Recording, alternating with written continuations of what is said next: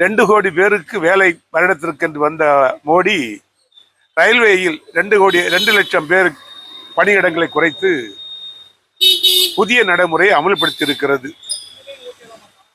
பீகாரில் புல்டோசர் கூட்டாட்சியை துவங்கியது பாஜக கூட்டணி அரசு.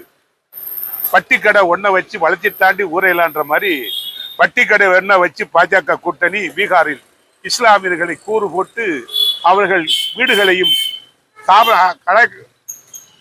கடைகளையும் புல்டோசரை தகர்க்கக்கூடிய வேலை மீண்டும் பீகாரில் தொடங்கி இருக்கிறது.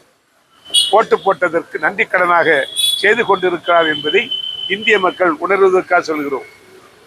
காலை முதல் மாலை வரை கைகடுக்க வேலை செஞ்சு கஞ்சிக்கு திண்டாடிய தொழிலாளியை மீண்டும் கஞ்சிக்கு அலையவிடக்கூடிய ஆபத்தை 29 சட்டங்களை 4ஆக குறைத்து ஒரு சில விஷயங்களை சொல்லிவிட்டு கார்ப்பரேட் முதலாளிகளுக்கு ஆதரவாக கொண்டு செல்வதற்கு தொழிலாளி வர்க்கத்தின் அடியாட்களாக மாற்றக்கூடிய வேலையை மோடி, அமித்ஷா சங்கி கூட்டம் செய்கிறது என்பதை இந்திய மக்கள் புரிந்து கொள்வது நல்லது.